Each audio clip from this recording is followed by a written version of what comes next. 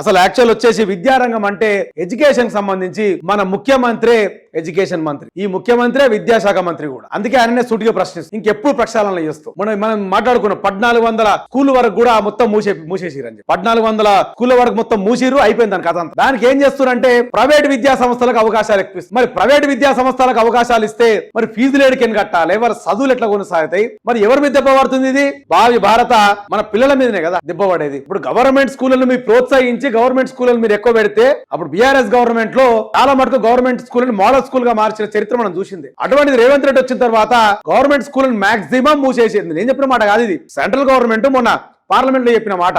Number 1 స్థాయిలో ఉంది తెలంగాణ రాష్ట్రం. ఏ విషయంలో? గవర్నమెంట్ స్కూళ్లను మూసివేయడం విషయం. పెద్ద పెద్ద ర్యాంకులు కొట్ట పిల్లలు చదివి ఉద్దారకం చేసేమో చేసినట్టు మనకు వచ్చింది ఏం కాదు. నంబర్ 1 స్థానం గవర్నమెంట్ స్కూల్ మూసేసుట్లా నంబర్ 1 స్థానం రేవంత్ రెడ్డి సర్కారు ఉన్నది. ప్రైవేట్ స్కూళ్లకు ఎట్లా పడితే అట్లా అనుమతిస్తారు, ఎట్లా పడితే అట్లా. ప్రైవేట్ స్కూల్ అంటే ఒకటి ఏంది, దానికి ఇంత ఒకటి ఉంటది, ఇంత జాగా ఉండాలా, ఇంత కథ ఉండాలా, ఇంత పరిధిలో స్కూల్ కట్టాలా, ఇంత పిల్లలకు ఆడుకోవడానికి ఇంత గ్రౌండ్ ఉండాలా, ఓ లెక్క పత్రం ఉంటది దాన్ని. అట్లా ఏం లేకున్నా సరే 4 అంతస్తుల ఇల్లు కట్టుకుంటే ఆ 4 అంతస్తుల ఇల్లు కూడా పర్మిషన్ ఇచ్చేస్తున్నారు. ఫైర్ సేఫ్టీ ఉండాలా, చాలా కథాకారక దునియా ఉంటుంది దానికి ఒక స్కూల్ అంటే. ఎందుకంటే దాదాపుగా ఏ స్కూల్ పెట్టినా 500 నుంచి 1000 మంది విద్యార్థులు ఉంటారు దాంట్లో. వాళ్ళ చదువు గురించే కావచ్చు, వాళ్ళ భద్రత గురించే కావచ్చు, అన్ని పట్టించుకోవాలి కదా.